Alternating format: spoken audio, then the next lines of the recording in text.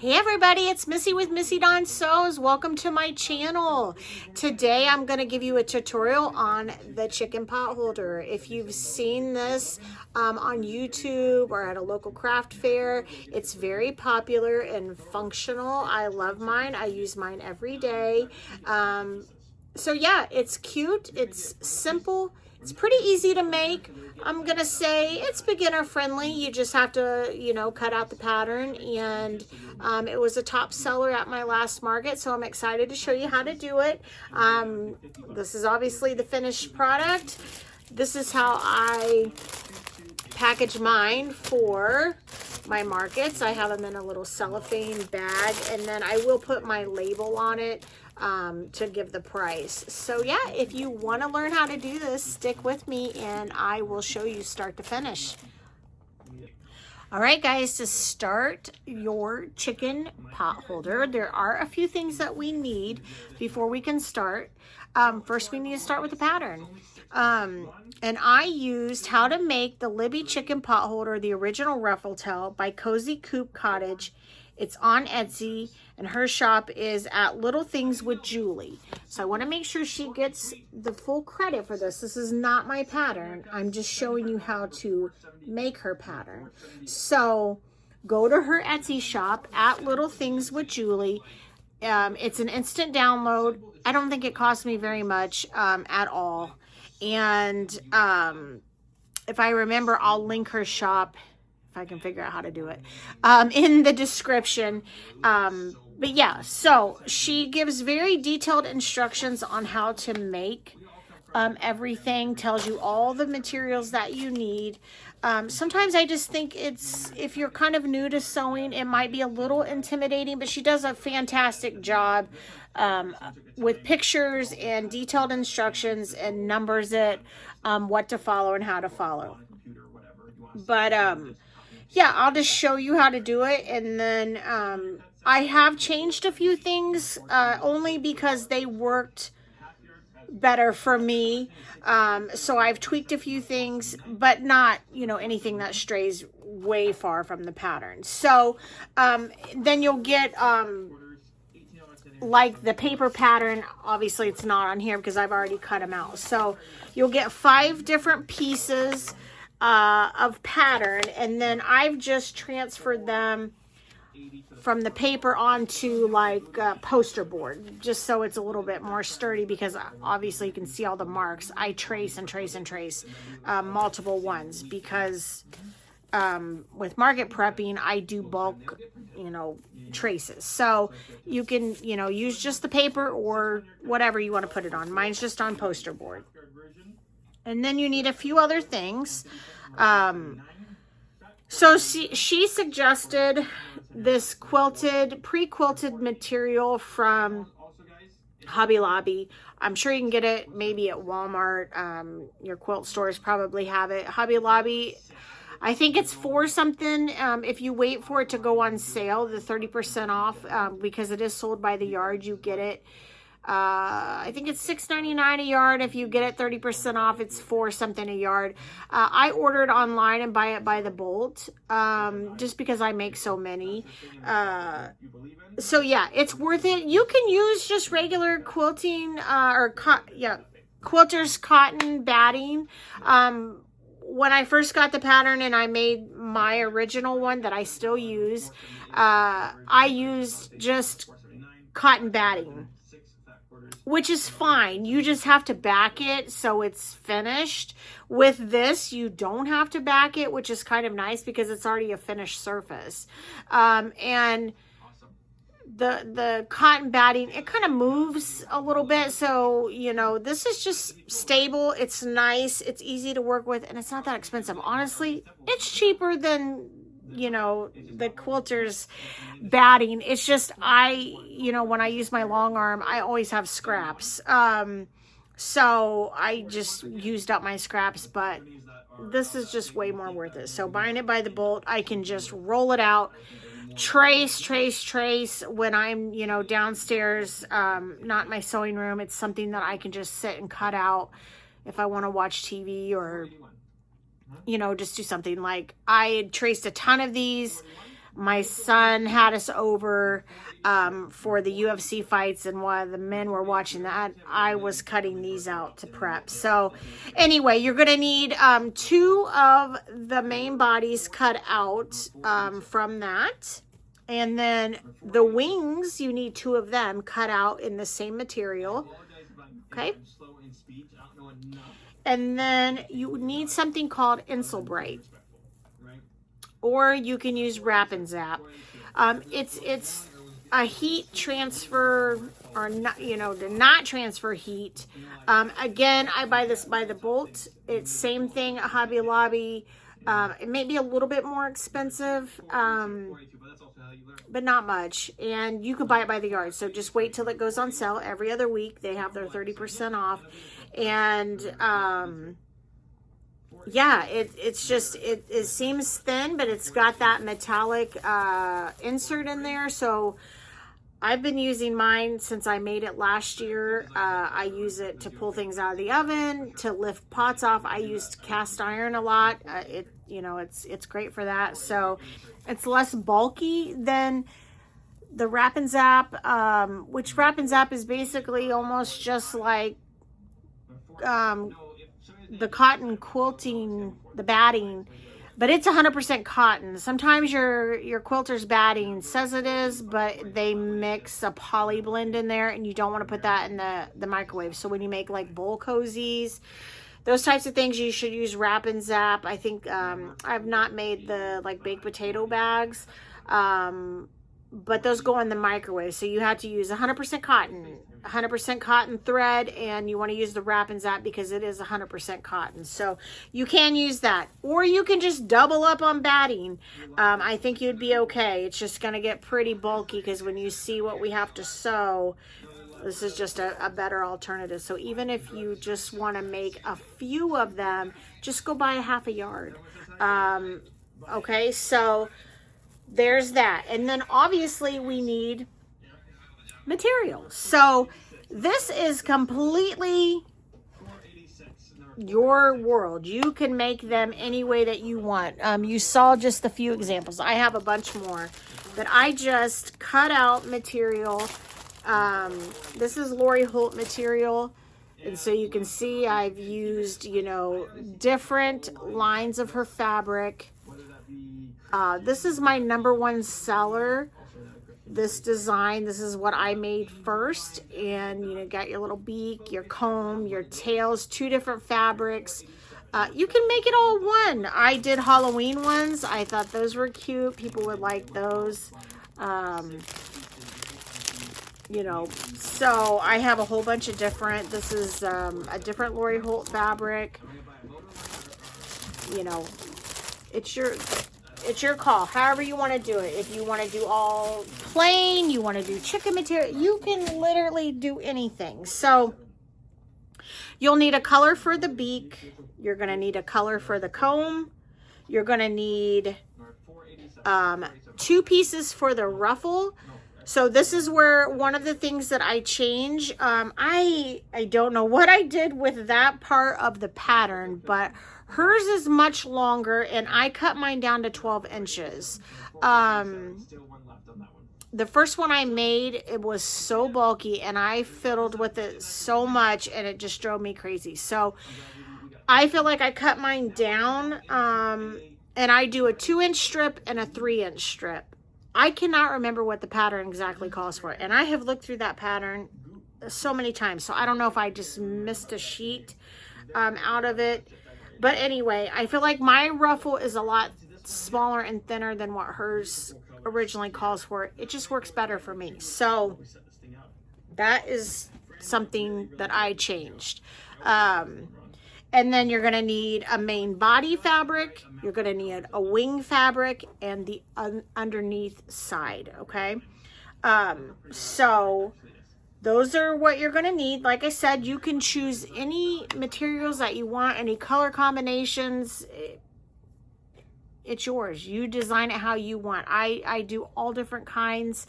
I make kinds that, I probably wouldn't put in my kitchen, but you know, somebody else would. So yeah, you just make it yours. And then, of course, I put my little label on mine. If you're going to make them from markets, you know, branding is a huge thing. So if you want to brand yours, if you want to learn how to make these, let me know. I can show you. They're very easy. So that's the other thing that I'll use, and that's it. So I am ready to start showing you guys. So let's get to it. I'm going to do one half and then just have you watch me do the other half. So basically, you know, I'm going to sew one wing, but I already have one wing prepared. So you don't have to watch me do the whole thing, and then we'll put it together, and you'll be surprised at how quickly and forgiving and easy these go together. And sometimes I think homemade is not 100% perfect because it's handmade. It's not machine made. And even imperfections, I fuss a little bit over them, and then I just have to be like, it's the charm, it's the cuteness of it, it's handmade. People aren't even going to notice. It's just our eye goes to our mistakes. So Bob Ross says, no mistakes, happy accidents. So let's get to it. Okay, so hopefully you can see me okay. So there's a little bit of prep work that we need to do. So when you decide on the fabrics that you're going to use, you need to, you know, do some cutouts. So on the underneath side with the Insulbrite, you're going to cut this on the fold. So it tells you fabric fold line, okay? So you're going to have this folded, and you're going to place that on the fold, and then you're going to trace out, and then you're going to cut out so it's one piece. Same with the fabric, okay? And then you're going to pin the fabric right side up. So pretty side up. Okay, that's the wrong side, pretty side up. Okay, so that's prepped and ready to go. Same with your main body piece. You're going to cut out two of these and two pieces of the fabric. So one for each, pin right side up. Okay, so pretty side facing out. And then two of the wings. Okay, now on this one, you're going to pin with wrong side up, right side down. So pretty side facing down, okay? This is the only one that you're going to do this way as far as sewing the wrong side down. And this is the only one we'll be sewing and flipping except for the comb. Okay, so that. And then the two strips of fabric, the ones that are 2" and 3" by 12, you're going to go ahead and you're going to sew them together just like that, okay? And then I just pressed it open, and then I'm going to show you what we're going to do with that next. I just like to get some of this fiddly work done before. And then the comb, which is this piece, that's his, you know, top piece.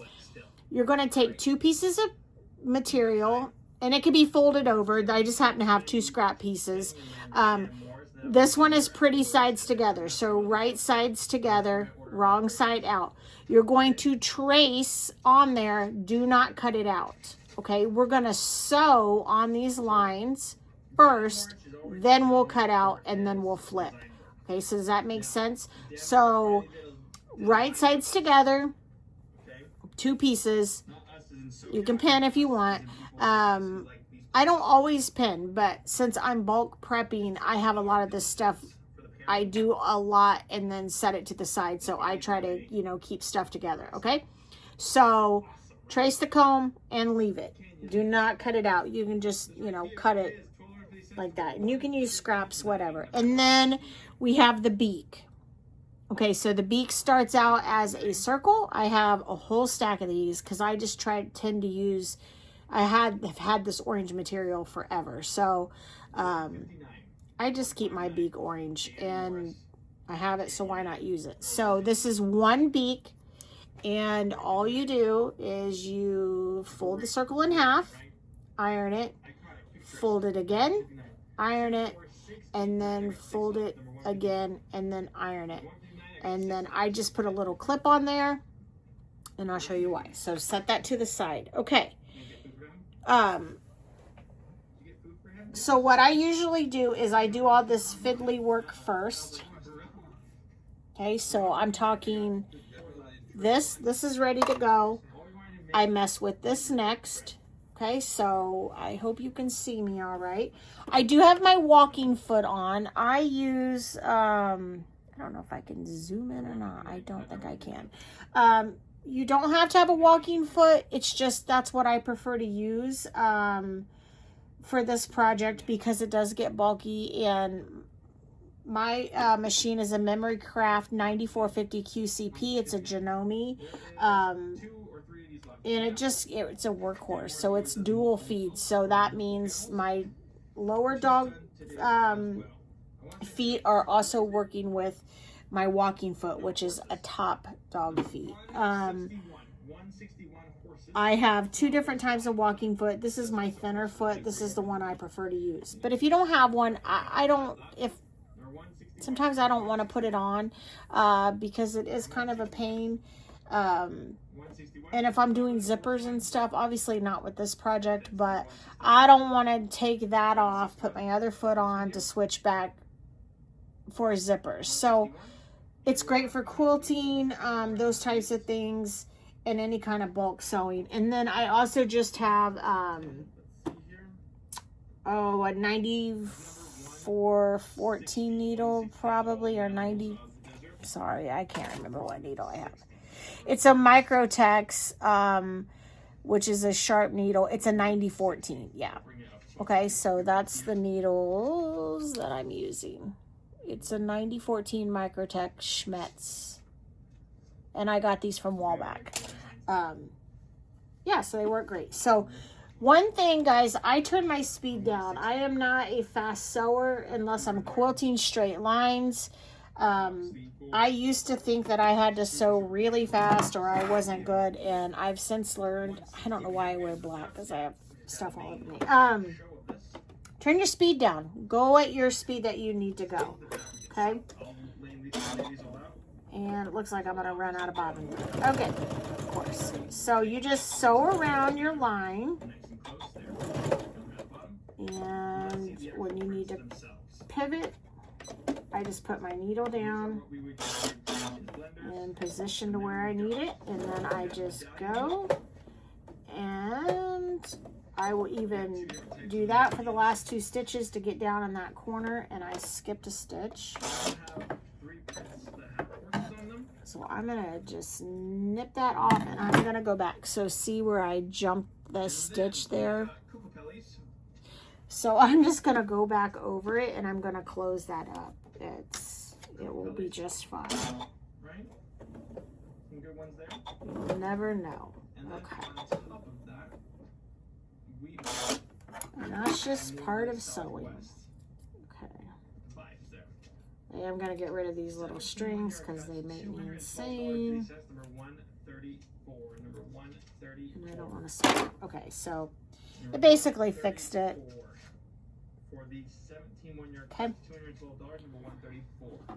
I am going to just go ahead and take my pen out. Okay, so I'm going to go back. And I'm going to continue following. Half yours version is 16 half your cuts, $118 or $135. 135, and the fast version is $59.50, number 136. 136 on this one here.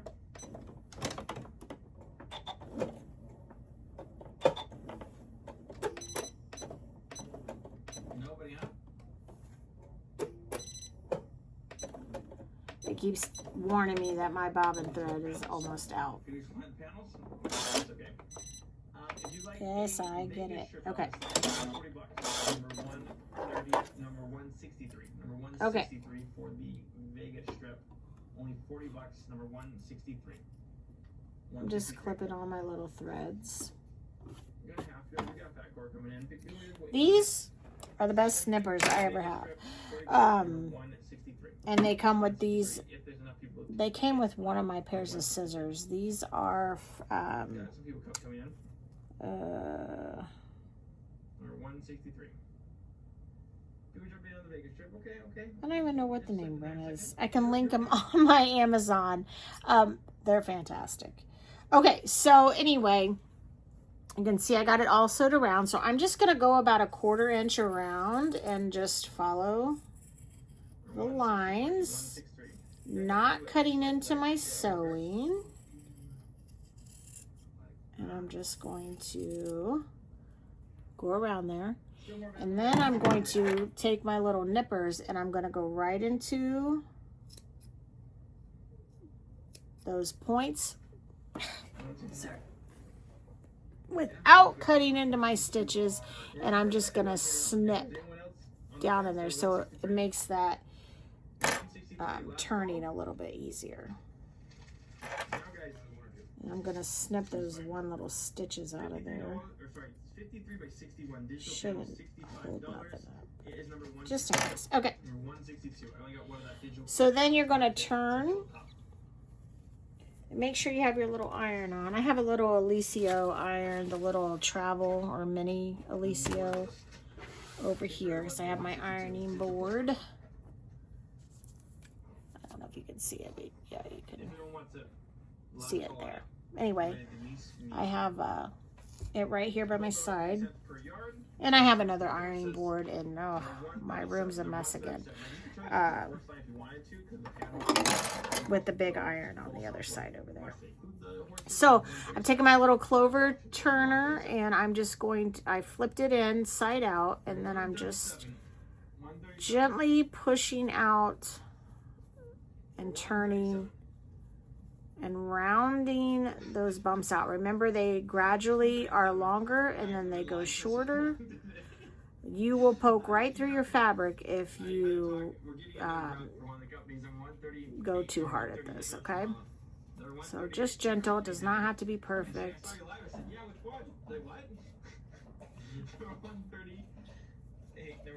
Okay. So I'm going to set it with my iron. So I just flatten it out, and then you're going to fold it. You're just going to accordion fold the bottom like that. And then I hit that with my iron, and I grab a clip, and I just clip the bottom. So then that little piece, I got a little string there. Faith, you're gonna have to give mommy a minute. I know, baby, just a minute. I have a dog hounded, and can you see her? It's my baby. She's ready for me to come down and play with her. No, now stop. Go find Sissy. Go find Sissy. Where's she at? Go find Sissy. Mommy coming, okay? Go find Sissy. Where's Shiloh? Go find her. Go get Shiloh. Mommy coming. Sorry, guys. Okay, so we have that. We have the beak, and then the last fiddly little part we got to figure out is this, okay? So we've sewed this together, we ironed it. Now we're going to fold it together and line these up, okay? So the edges meet just like that, okay? Then we're going to increase our stitch length. The highest mine goes is a 5. So the highest yours goes is what you want. And then you're going to make sure you have, hold on before I do this.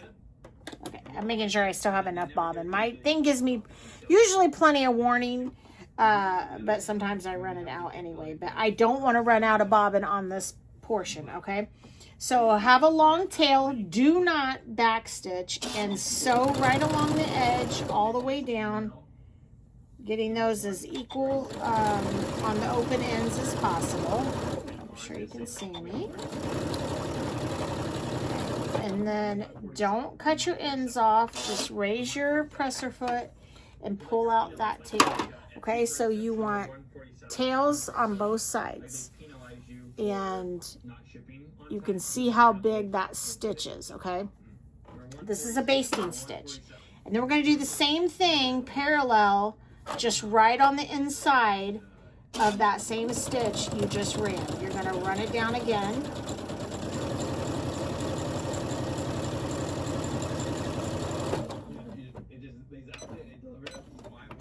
Leaving long tails. Okay, so now we have 2 stitches, and this is how we're going to make the ruffle for our tails. So I take my little stylus, because you want to separate, and my eyesight is terrible. You want to separate the front strings from the back strings. Okay, so I just pull them out like that, and now I have the back strings. Okay, this you're going to wrap it around your finger, and you're going to gently start gathering. Now you can break these strings easily, okay, so just go slow. You're going to get a bunching, and then I just pull the bunching as I'm holding these bottom strings. If you break them, you're probably going to have to start over, because you're not going to be able to gather. Okay, so again, now some people will go from the other side, which I've done, but I just like to do it from one side. I just move the gathers down as I go. Okay. This is probably the worst part of the whole project for me. I do have the Ultimate Ruffler for my machine. Again, it's a pain to put on and off. I guess possibly if I was bulk prepping a ton of these, but I don't do that. I kind of just do them as I go, cut them. I'm pretty random with the tails, so I suppose if I was a little more organized, I would cut a bunch and then put the ruffler in. I wouldn't have to do this part. I just don't. So anyway, you just keep moving it until you get it all gathered up. It's going to kind of start to pull in the middle. Sometimes I will fold this down and put a clip on there just so it doesn't scoot the ruffles all the way off. So if that makes sense, I just kind of roll it over. This is another part that I do differently than what the pattern says. So if you follow the pattern before you fold these in half and put the basting stitch in, you are to fold the ends over and sew them. But I do that part here, okay? And I'll show you here in a minute. Okay, so I've got my gather pretty much as far as it's gonna go. So I clip those strings off, right? And I'm holding that because I don't want to lose that gather, and I'm clipping the strings off to gather. Okay, so now I take this and I fold it down and I fold it over again. So I close those ends, and before you do anything else, put your stitch length back down. I can't tell you how many times I've continued to sew, and I'm sewing with a basting stitch, and that will not hold anything. So I sew at a 2.4. That's what I'm comfortable with. So I'm going back from a 5 back down to a 2.4. So don't forget to do that, or you'll be re-sewing what you sewed. Okay, so I rolled it over, and I'm just going to send a little stitch down there to finish it off. And I did run out of bobbin. So hopefully I have some prepared so I can keep moving. So I'm just going to throw a clip on that real quick, and I'll be right back. Okay, guys, I changed my bobbin, and I went ahead and put my stitch down there. You can see how it just kind of closed it off. So I'm going to go ahead and do that on the other side. First, I'm going to trim all those strings hanging off of there off. And do the double fold.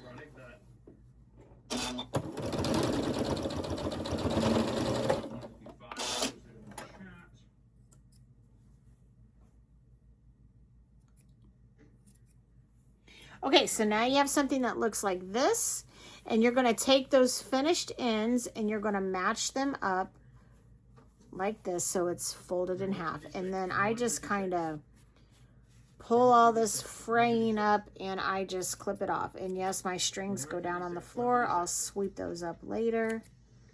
And I just try to clean it up as, you know, any of the loose strings and any of that.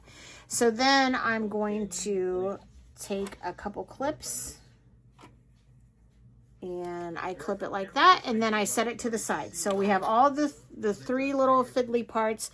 That's what I do first. After I pin all my material on, the quilted parts and the Insulbrite, and then I do these, and then I set them to the side. And then I go to the main body and the wing, okay? So I typically do the wing first. Okay, so remember we got right sides down, wrong side is facing up. And I'm going to start across the top. So I run a very short stitch here, and then I back stitch. I break or cut my thread, and then I go down here and I start sewing. I back stitch, and then I sew around. So I know it's just a little bit difficult to see me where I'm positioned. So I'm starting, and then I'm back stitching, and then I'm cutting my strings. Just a minute, baby. Just a minute. I'm coming. And then I'm going to start down at the other end. So I'm leaving an opening at the top because that's how we're going to turn it. Okay, so then this one I'm not cutting my string. I'm just going to go all the way around, just staying, you know, near the edge, about 1/8 of an inch.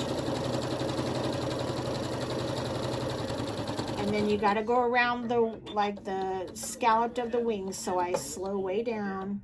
And again, it's like going around that comb, just go slow. The one thing, so you're sewing this to that quilted material.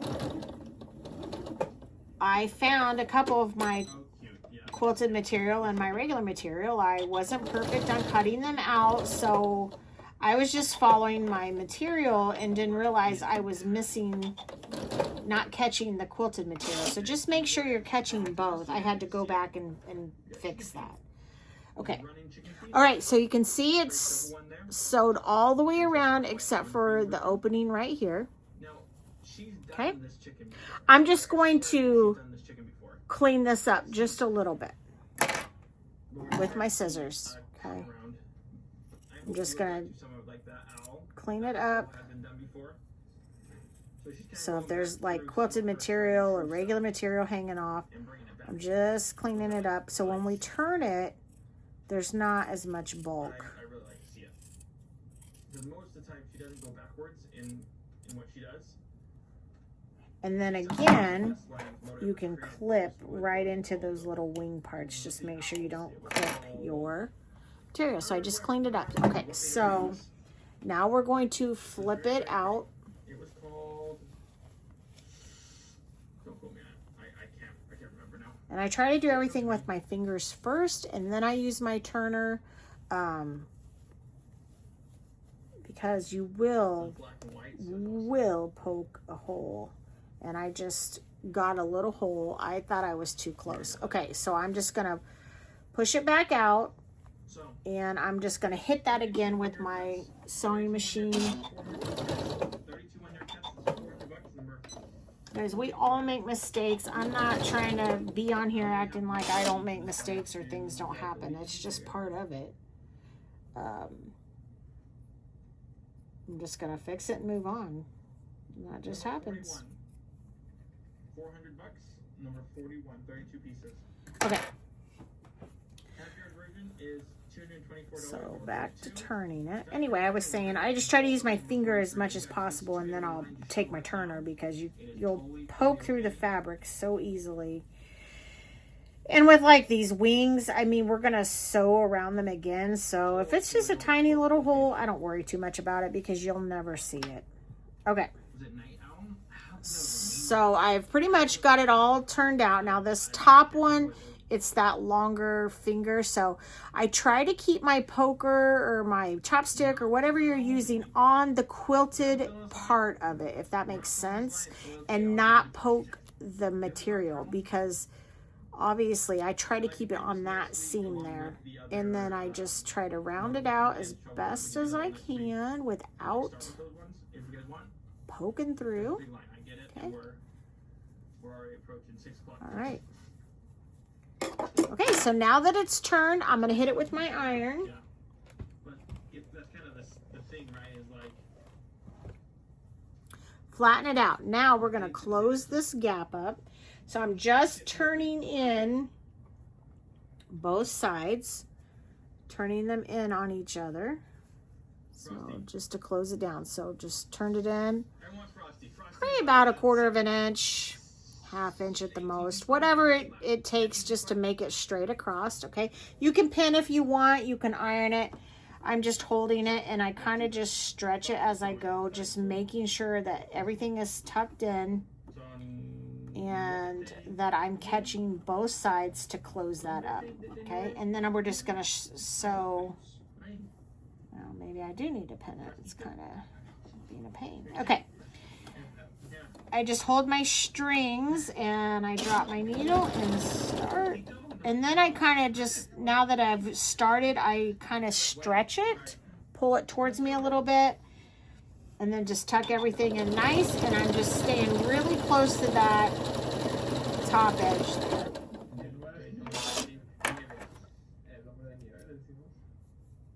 And when I pre-made the other ones, I did not pay close enough attention. And I wanted to have the other ones sewed on, but I sewed the wrong wing. So, meaning I sewed this base, but I sewed the wrong wing to go on it. So I actually sewed this wing. And so the feathers are on the wrong side. So I didn't get to have that pre-made. So at this point, I'm just going to set the 2 wings to the side and I'm going to show you how to do the other main body piece. So I just have that pinned on there. When I go to sew, I just take the pins off. Again, it's just, you know, for bulk prep mainly. So I start at the tail. It's just how I do it. There's no right or wrong. It's just my habit. And I'm just going to go 1/8 of an inch, if that, all the way around. This is just basically a base stitch to keep it on there. Even if you miss a portion of it, it's not a big deal. This is just so it doesn't shift on you. And I'm just going all the way around the edge, getting to my beak part. And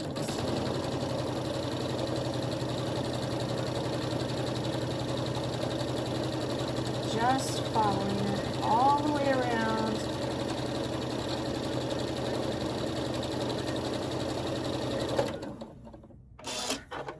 Okay, so that's basted on. And then again, I'm just going to clean up those little bit of hangover from the underneath quilted. It's not necessary. It's just habit for me, I guess. It's not necessary. Okay, so now we're going to put the wings on. So obviously you have to have the right wing to go to the right body. And we're just going to, obviously you want the feathers to go towards the tail. And you're just going to position it on there how you like. So I just kind of eyeball it to put it on there. And I don't pin mine or anything. I just visually look at it. Yep, I think that looks good. And you just want it to, you know, sit on there nicely. I start on the right-hand side. I do a small back stitch because that's at the top there. And then I just stay, again, probably 1/8 of an inch all the way around the outside of the wing, getting to those feather parts and going a little bit slower because you're going around all the curves. And you're just attaching this wing to the main body. And this is what's going to be your handle, I guess. So then when you come back up to the other side, I do the same thing. I do a little bit of a back stitch there just to secure it because that's where you're going to be moving your hand in and out. And then I just clip my strings.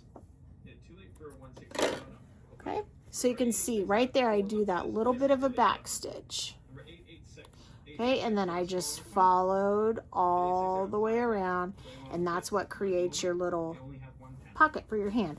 So what I was saying, if you use that quilter's batting in here instead of this quilted material, you're going to have to use a piece of material, some kind of material to finish that off. If not, it's just going to be the cotton, the quilter's cotton in there. So that's why this is just such a better option, okay? And then on this wing, I'm going to put my label on. So again, I just eyeball it, I stick it in the middle like that, and then I just do a quick sew around it. 16-piece collection. I'm going to go ahead and throw these all down on it. Obviously, you gotta be winter. You got a couple of birds. It's just the same the thing in his hat. The hollyberry bush. And some of them have birds in it. Okay, so I sewed my label on. I think the neighbors have company, so my dogs are hearing them. So I apologize for my children down there. Okay, so we're going to be doing the same thing on this side. I just kind of place it. You can kind of line it up with your other pot holder, or your other main chicken. Just kind of make sure it's, you know, about in the same place. And just go from there and do the same thing. Now on this one, I start on here, so I'm going to do the wing part first. Yeah, I do have a short bolt on this that we'll have to adjust for Zach if need be. If I seem like I do things backwards, I do things left-handed a lot. Interesting story, I suppose. I guess you would say born left-handed. My mom is left-handed. I guess my dad didn't want me to be left-handed, so he kind of forced me to use my right hand, but I am left-hand dominant. So I really can use both hands. I just don't practice with my left hand very much, but I tend to lean towards doing things left-handed. I think that's why I struggled in like softball, because I probably should have been batting left-handed. I just didn't realize that. I found out when I was little, when I went to the eye doctor, that had happened to me because my left eye is dominant. And I'm constantly, you know, usually if you're right-handed, your right eye is dominant, you're looking head on, but I'm always this way. And I really realized it when my husband and I were putting wood flooring down. He's like, why are you doing it backwards? And I'm like, what are you talking about? He's like, you're doing it left-handed. It's just felt, so a lot of things feel natural or comfortable doing it left-handed. I just didn't realize that's what it was. And then I do have guns, and so when we would go to the shooting range to practice, I have right-handed guns, but I shoot left-handed, so it's just more comfortable. I didn't realize that was a thing. So anyway, if it looks like I'm doing things backwards, I probably am to some people. Anyway, all right, so that's just a fact about myself. Okay, so got this one sewed on, we got this one sewed on, and now we're gonna zip around this bottom part real quick. So this is your underneath side. So we're lining our fabric up with our Insulbrite, pretty side up, okay? So we're just gonna buzz around the circle, just right along the outer edge. And I kind of just flatten my material out so it doesn't bubble up, but it is a circle, so your material is going to stretch a little bit. It just happens, but it's okay. It's not going to matter with the way we put it in. And I usually end up with a little flap that folds over, and it's okay because you're never going to see it. And this one is actually pretty good. Okay. So you just baste it around there, and then again, I'm just going to clean this up This part is usually always big, so cutting off, I probably do a very generous 1/4 inch all the way around. So cutting some of it off is no big deal. We always have plenty. Okay, so I just cleaned it up. Gonna set that to the side. That'll be the last piece that we use. Okay, so I always take the one that I put the label on. I make that my main body part to where I'm putting all of these pieces on there. It honestly does not matter. It's just I have that. That's just how I do things in my operations. Okay. So basically we're going to be applying all of these backwards because they're going to be inward, and then when we flip it, they'll be right side out. So 2 things I make sure that I do. Of course, there's something on there. Okay. We make sure that we're going to pin this little beak. You see how this comes down? We're going to put that below the top of the head. And I always, this is just my preference, I make sure all the folds are facing down. So the beak goes inward and the folds are facing down. And that's why I clip it, because now I'm using that clip right on there. And you can stick a little bit of that where it hangs off the edge, okay? And then the comb is next. This is the comb. So the top, the one that's higher, you want to make sure that it's facing away from the beak, okay? So of course we have to go down.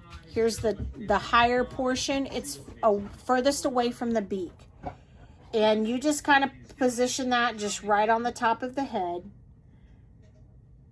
And I do kind of stick this up a little bit further because there's more material, and fold it down. I'm going to go take care of my dogs. I'll be right back. Okay, I think they're settled. I gave them their doggy ice cream, so maybe they'll calm down for 10 minutes. Anyway, no, they need it out, so they're good. Okay, so we need to put the tail feather on. So another thing with this, make sure your ends are towards the bottom, and you're going to attach it this way. Okay, so I leave about a 1/4 inch, and I also bring it up, I don't know, maybe not a 1/4 inch, but I just raise it up above the sew line a little bit. You can, you know, move this out, squeeze it out a little bit if you need to.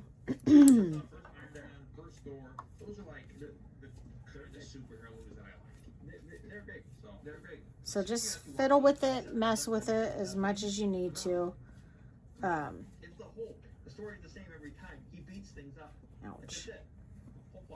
I think I've made so many of these in the last couple weeks. Pulling that or bunching that ruffle, I think it's hurt my index finger. It doesn't hurt all the time, but it every once in a while just, oh, it stings, it hurts. I guess that's what it is. I don't really know. I don't see a cut on it. I don't know if I burn it with my iron. I'm not really sure. Anyway, it hurts and it's driving me nuts. Okay.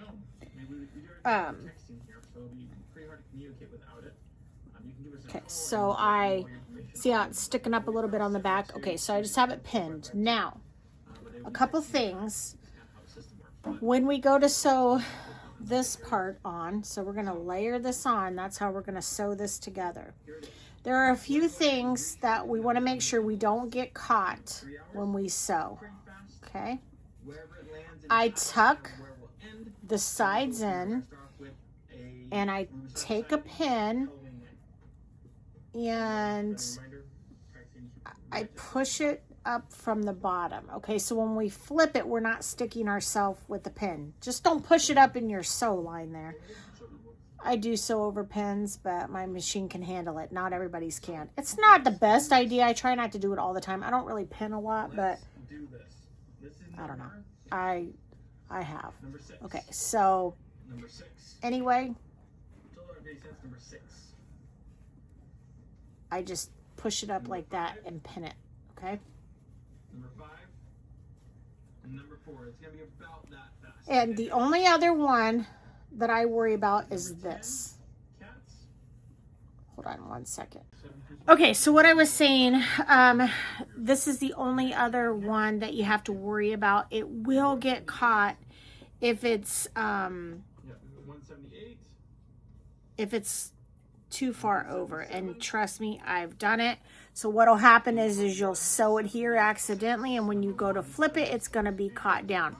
So again, I just fold it over 180. like that. So I just tuck it under, and again, I just take a pin and I run it from the bottom up, and so the pin is facing up, but it's not in my sew line. Okay. Number 1. So those are just some things to watch out for. I even hit the beak, but this one looks like it's pretty good.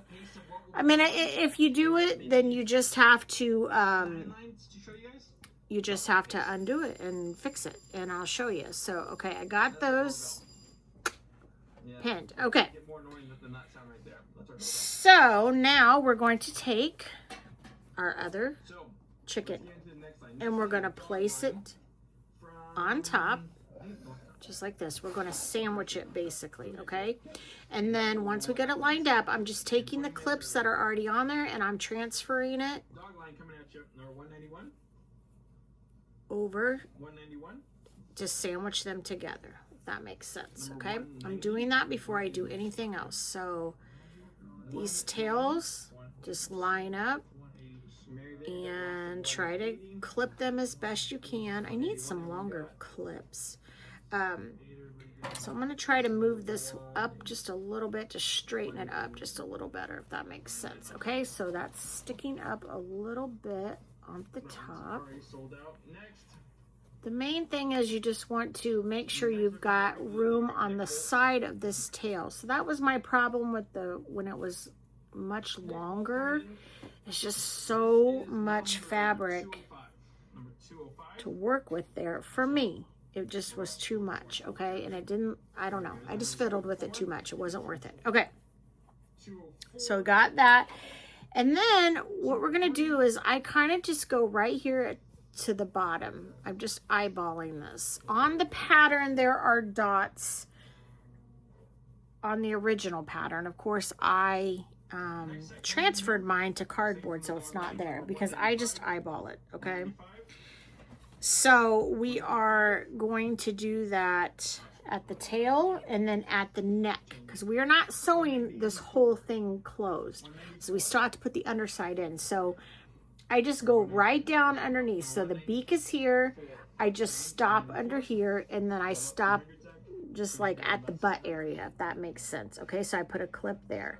So we have the beak, the comb, the tail. I put one in the middle, and then I put one here where I want to stop and one here where I want to stop. We are not sewing this part. So pick a spot. I usually start at the head and I go around and I sew. Right here is number 139. 139. So I flip it over this way and I'm going to sew. And this is where your walking foot comes in wonderfully. Faith, stop. 138. Okay, so I'm going to drop my foot and I'm going to back stitch where I first started. No, go find Sissy. 137. Those Go are find Sissy. horses from that line. Where's Shiloh? Go find Shiloh. Go find her. Mommy will be down in a minute. She wants me to go to bed. My dogs. Okay, so we're just going to follow. Baby, just wait a minute, okay? Mommy's coming down. Just a minute. I'll be down. And then just follow all the way around. Make sure you're not catching anything. And then I'm just removing clips as I go. Take your time. And I do try to sew below my base stitch on my chicken that I base stitch it around. If you don't, it's no big deal, but when you flip it, you may see those stitches, which I honestly don't think it's a big deal. Again, to me, it's whimsy and charm. Okay, so when you get to the tail, you're not going to sew off. You're going to stop a good 1/4 of an inch. And I kind of just do a couple extra little back stitches right there. And then you're going to sew across that whole tail. Go slow, especially if you don't have a walking foot. It's a lot of material to sew through. You will break a needle if you go too fast and you don't have a walking foot. So then once I get over that, again, I'm going to do a little back stitch and then just to kind of lock it in. My sewing machine's acting crazy. Okay.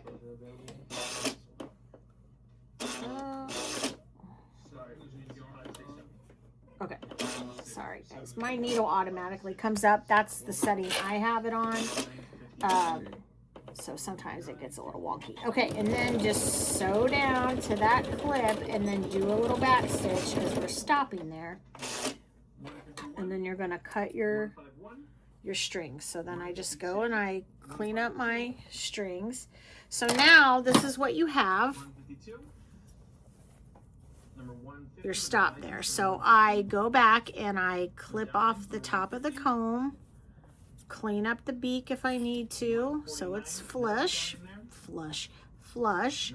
and then I do the same thing with the tail parts. Okay, just clean those up. Okay, so this is my step. You don't have to do this, but I don't know why I'm looking crazy. This is what I choose to do. So I flip mine out. Watch those pins. So when I see the pins, I go ahead and I take them out, okay? And then I flip my, what I'm looking for is that I closed this part and that I didn't get anything stuck anywhere. This is all free and I didn't sew it in the seam somewhere. And then I'm going to push my head out and I'm going to grab that pin that I had the comb so I don't stick myself. And I just want to pull my beak, and I'm glad this happened because I see. This is why I do it, because it's so easy. I didn't totally, I don't know if you can see that, get that closed right there. You can see. Okay, but I didn't catch the comb. I didn't catch the beak. This is all good. Tail looks good. And then you can see you've got that. Okay, but I'm just going to flip that back up or back under, and then I'm just going to go back and I'm going to catch it. So I just kind of mark it with my finger. And you can see there's a hole. I'm just going to make sure I don't catch anything. So I'm moving that beak and I'm moving that comb out of the way, and I'm just going to close that up.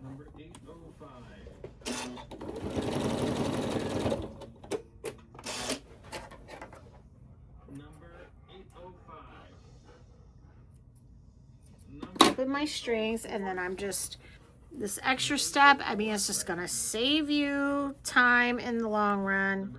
I am, you know, I'm all about imperfections, but I do want to make sure that it's a good solid product. And I see another piece right there. Gosh, I'm not batting great. I think I was trying to be so cautious that I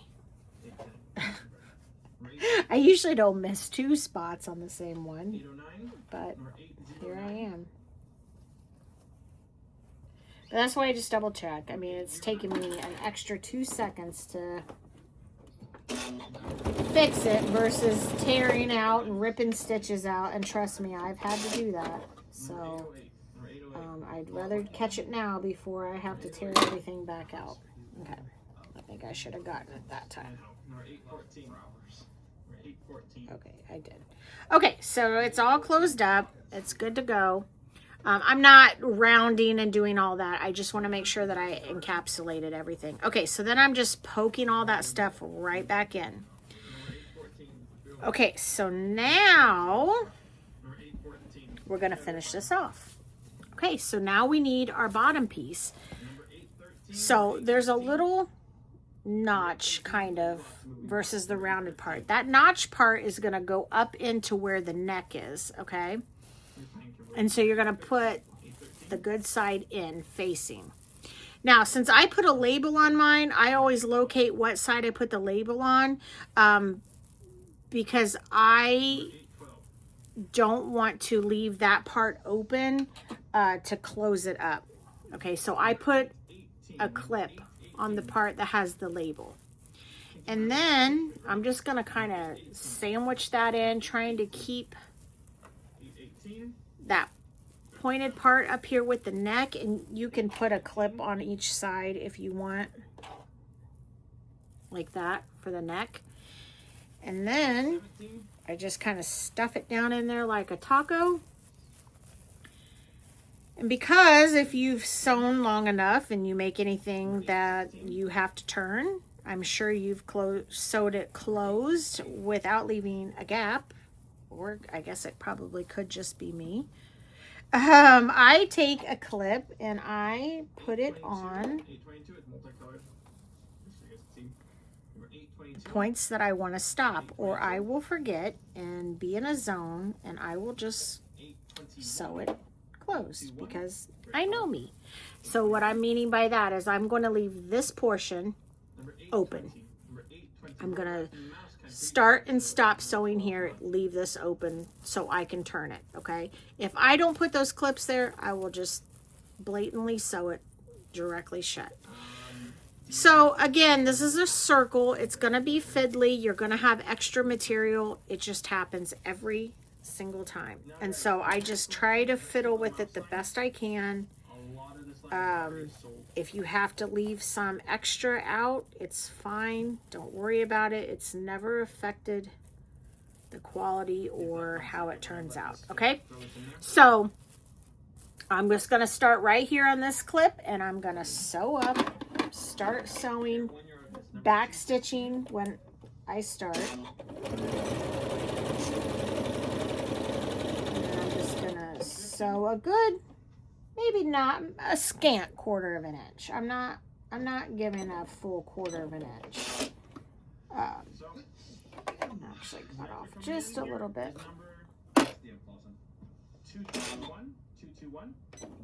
Okay.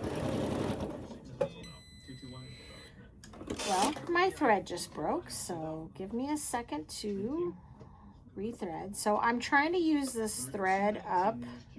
It's called Glide.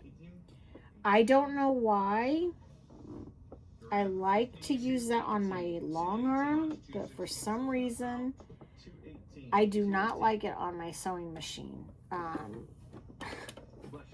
I don't know. It comes out a lot, and it also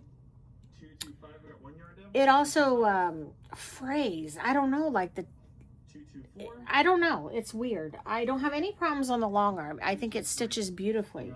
I don't know. On my sewing machine, it just does not like it. Okay, so I got to figure out where I'm at, where I started sewing. Okay. Let me start again. Okay, so sewing around, I'm at the neck part, okay? So you're going to sew up to the one side of the neck and I back stitch. And then you're going to lift your presser foot. I do not cut my material. And I am just literally folding the neck over and I'm moving it out of the way. And then I'm going to slide it under the presser foot. And I'm going to put my presser foot down and I'm going to start sewing on the other side of the neck, okay? And I do a little back stitch. And then I move on and I just continue to sew, moving this around, knowing that it's going to get a little bunchy here, okay? Just continue around. You're going to do the same thing that you just did with the neck with the tail part. So I'm flattening the tail part out. Here's the tail. I'm going to flatten it out and I'm going to sew right up to the edge of it. I'm going to back stitch. I'm not cutting my thread. I'm lifting it up. And I'm pushing the tail out of the way to the opposite side, and then I'm going to start sewing. And you can back stitch and then sew around, and then got my clip there, okay?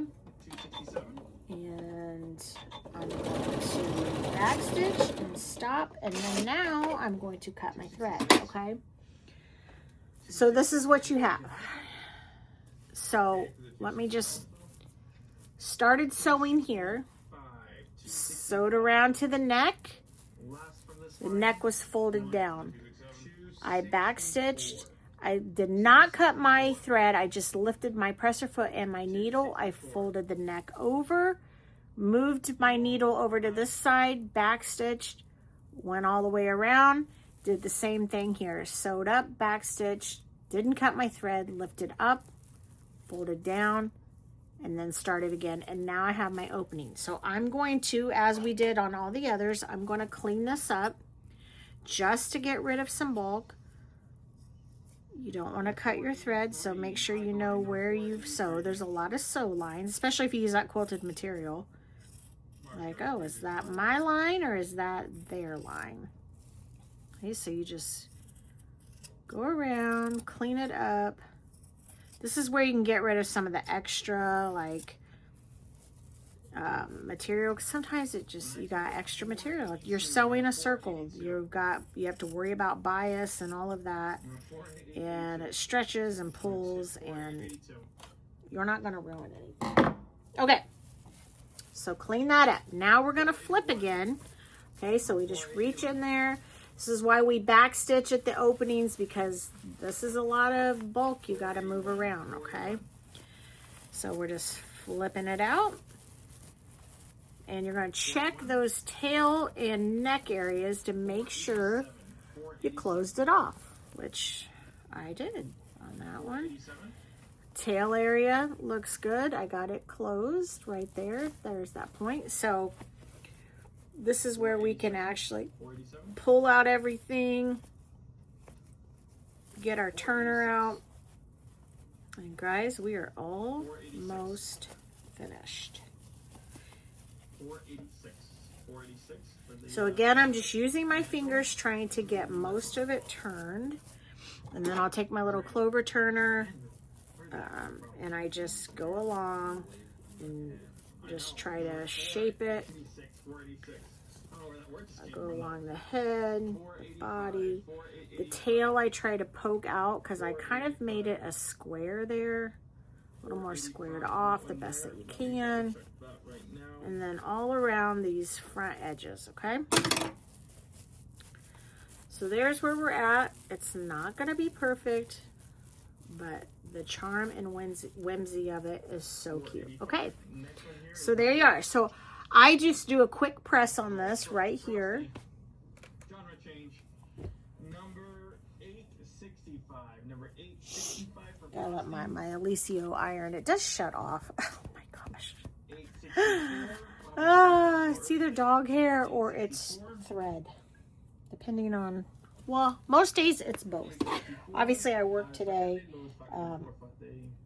My last customer, it was funny. I've done this Great Dane for years now, and she's a sweetheart. She's, you know, probably 125 pounds, and she had a brother that passed away last year. He was probably 150 pounds, as sweet as can be. But a friend brought her instead of mom because mom was working, and we think because she rode in a different car that it was like a higher SUV than what mom has, that stinker would not get out of that vehicle. I even went out there to try to get her to come out, and we've never had a problem.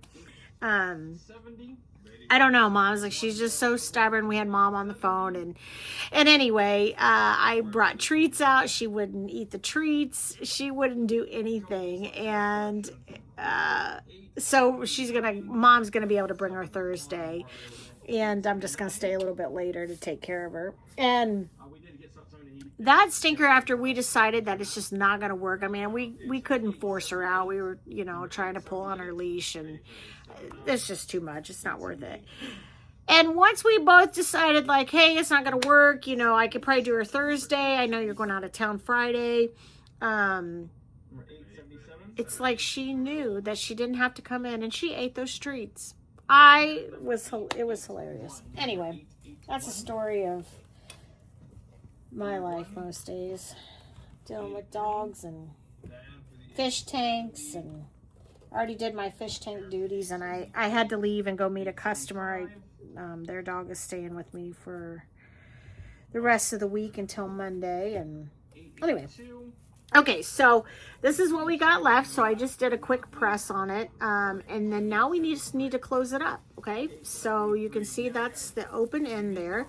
So you're just gonna fold it in on itself, both ends, like we did the wing, and you just want to make it look nice. And that you're gonna catch both. So I'm just gonna finagle it around here.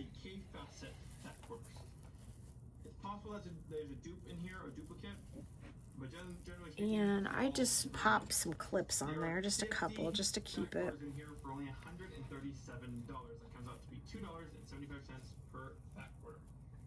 I don't know if you guys can hear, but I have So Yeah Live Sell on in the back.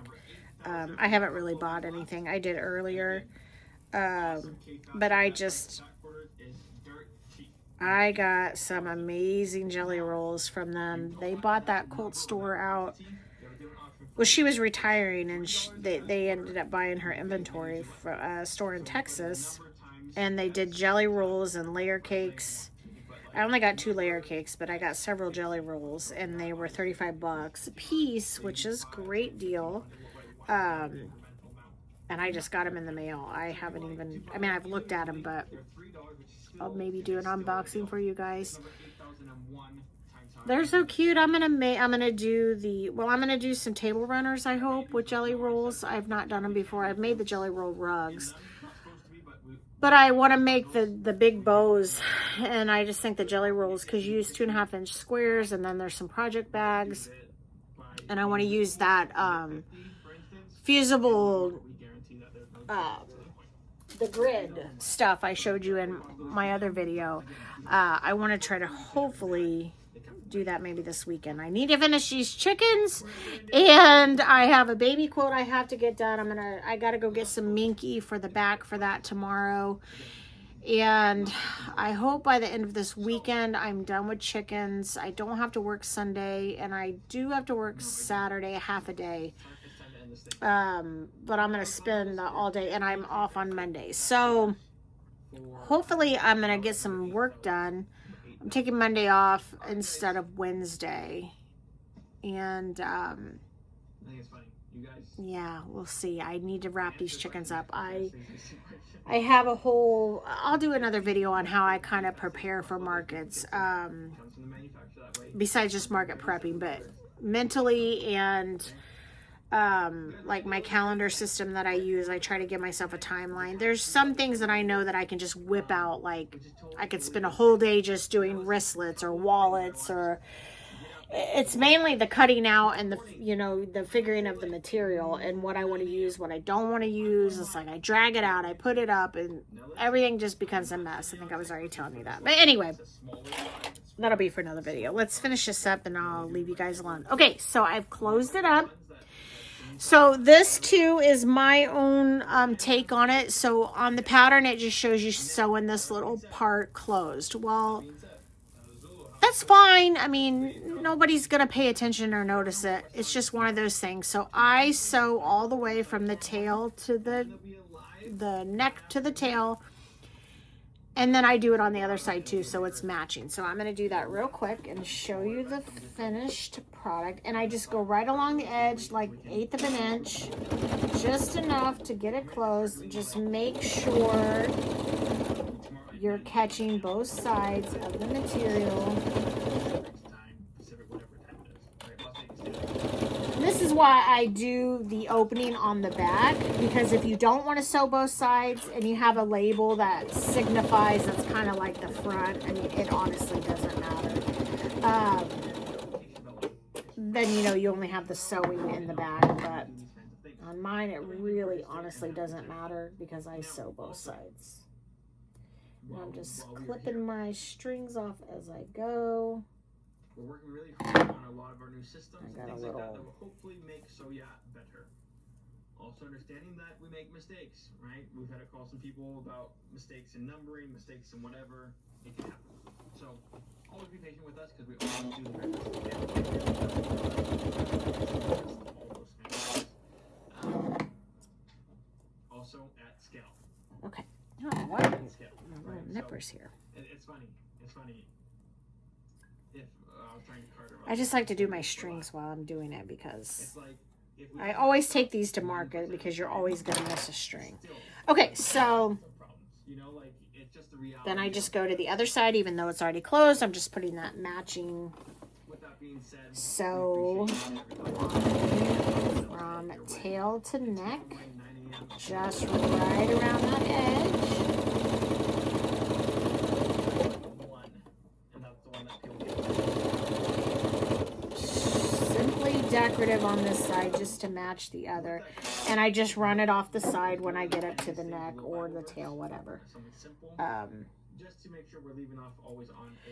Yeah, and so then you saw the cellophane package, so that's how I package mine up. And then, yeah, guys, that's it. You made a chicken pot holder. These are functional. I use mine to get pans in and out. Great to take the lids off of pots. They actually set right on your oven door if you want to put yours on there. They'll sit perfectly on there. I just keep mine. I have like I have electric stove, and so I have like the wood tray type thing that covers mine. I have a flat top or glass top, and so mine just sets up there with my other little spoon rest and things. And yeah, I love these. These are so cute. Again, for market, I just put mine in the cellophane bag. I try to put all my stuff in cellophane bags. I don't know. I think it looks professional, and these are cheap enough for me to buy that it's worth it. And, you know, if it rains or whatever, it just keeps them clean. And I take my stuff to my shop to sell. And so this keeps the dog hair off of it. I'm a dog groomer. I have my own dog grooming business, in case you didn't know that.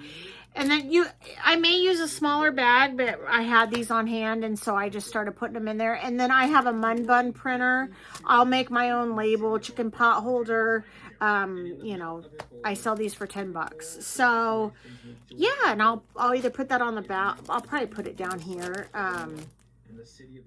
Yeah, so that's it, guys. Thanks for sticking around. I hope you learned something. If you have any questions, drop them in the comments below. Don't forget to like, subscribe, share my video, and I will see you on the next one. Have a blessed night. Thank you.